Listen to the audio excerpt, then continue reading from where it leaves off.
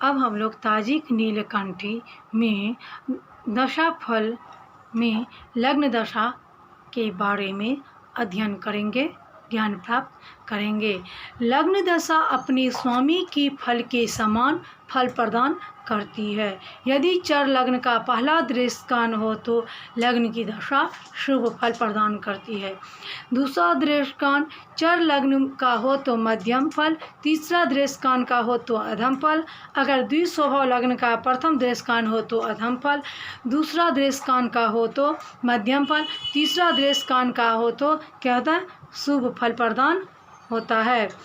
स्थिर लग्न का प्रथम दृष्टान अपनी दशा में अनिष्ट फल, दूसरा दृष्टान हो तो शुभ फल, तीसरा दृष्टान हो तो समान फल प्रदान करती है।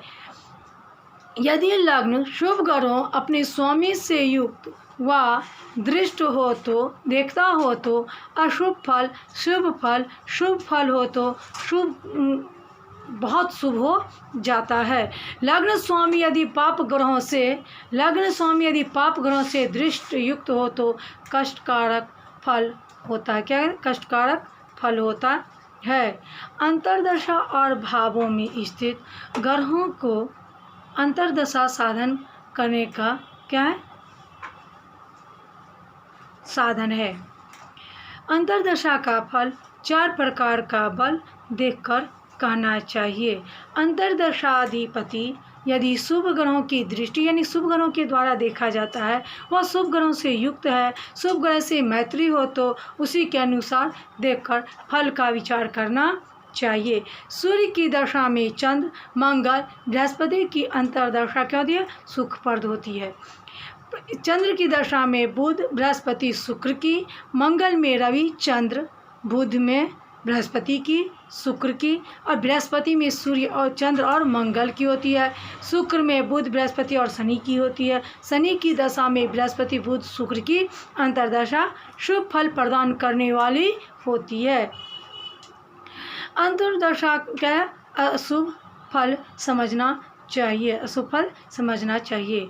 यदि सूर्य, मंगल, शनि इनमें से कोई भी ग्रह यदि लग्न में स्थित हो तो ज्वर, पीड़ा और धन की हानि होती है। यदि पाप ग्रह सहित चंद्रमा लग्न में बैठा हो तो ज्वर से पीड़ा, धन क्षय होता है। ग्रहों से युक्त पुष्ट शरीर चंद्रमा यदि लग्न में स्थित हुआ क्या देता, सौख्य देता है। बुध, शुक्र लग्न में तो धन और धान्य का क्या होता है, लाभ होता है। क्या होता है, धन का लाभ होता है।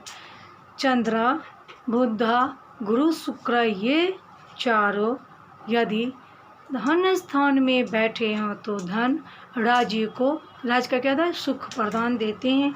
यदि पाप ग्रह धन में बैठा हो तो धन हानि।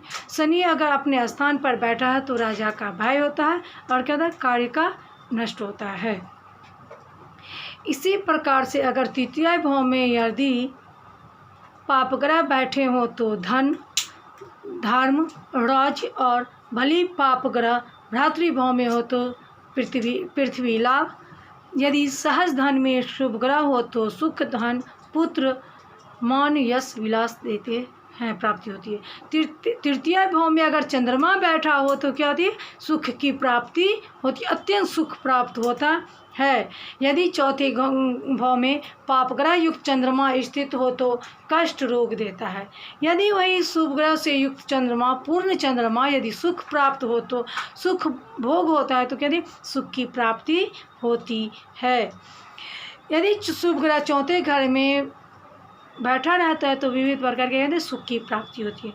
चौथे घर में यदि पाप ग्रह विराजमान हो तो सुख, धन का नाश, रोग, कष्ट क्या होता है, अशुभ फल दायक होते हैं। यदि शुभ ग्रह पंचम भाव में उपस्थित हो तो पुत्र, धन, सुख देते हैं। यदि पंचम भाव में स्थित शुक्र अतिशय आनंद प्राप्त करते हैं। और पाप ग्रह यदि पंचम स्थान में हो तो पुत्र, धन, सुख, बुद्धि हरने वाले होते हैं और चोर, भय, रोग आदि कला होते हैं। छठे घर में यदि पाप ग्रह स्थित हो तो द्रव्य लाभ, सुख की प्राप्ति कराते हैं। मंगल अत्यंत हर्ष देता है, शत्रुओं का नाश करता है। षष्ठ भाव में स्थित शुभ ग्रह धननाश कलह क्या कहते हैं, कलह करवाते हैं। पाप ग्रह के साथ चंद्रमा हो तो वह क्या कहता है, रोग से ग्रसित होता है। पाप ग्रह से सहित यदि चंद्रमा सप्तम भाव में बैठा हो तो व्याधि भय, सातवें घर में हो तो पाप ग्रह, स्त्री का नाश, सेवक से क्या है, डर लगता है। यदि शुभ ग्रह सातवें स्थान में स्थित विद्यमान हो तो धन लाभ, सुख की प्राप्ति, यश, राजा से मान का उदय, बंधुजनों से क्या कहते हैं, सुख की प्राप्ति करते हैं। वर्षीज की समय यदि पाप ग्रह युक्त चंद्रमा आठवें स्थान में बैठा हो तो मरण होता है। यदि यह केवल पाप ग्रह में बैठा हो तो अत्यंत तुल्य फल देते हैं। शुभ ग्रह यदि आठवें स्थान में विराजमान हो तो धातु रोग, धन हानि, मान चाय हानि क्या होते हैं, देते हैं। अष्टम भाव वास्ते शुभ ग्रहों के साथ अगर इष्टाल योग करता है, अनिष्ट फल भी क्या होता है, शुभ फल प्रदान करने की शुभ होती है। यदि नवम स्थान में पाप ग्रह हो तो जातक को भाइयों से डर लगता है, पशुओं को पीड़ा होती है। यदि नवम भाव में सूर्य हो तो अतिशय आनंद होता है। नवम स्थान में शुभ ग्रह हो तो धन धर्म की क्या होती है, वृद्धि होती है। नवम भाव में शुभ फलदायक, पाप ग्रह भी शुभ फलदायक होते हैं। दसम भाव में स्थित शनि पशुधन का नाश होता है। यदि सूर्य मंगल दोनों दसम भाव में स्थित हो, दसम घर में स्थित होते हैं तो व्यापार और पराक्रम से क्या होता है, द्वारा धन और यश की प्राप्ति मिलती है। सुख प्राप्त यदि इनसे अन्य ग्रह राज्य भाव में स्थित धन और पुत्र राजा के संग क्या होते हैं, सुख की प्राप्ति होती है। क्या होती है, यदि शुभ ग्रह क्रूर बलि होकर 11वें भाव में स्थित हो, धन समूह सौख्य, यश की बढ़ती कृति, अच्छे मित्रों के साथ मित्रता, बल और पुष्टि, हृष्ट कृष्ट की क्या होती है, शुभाशुभ फल आगम होती है।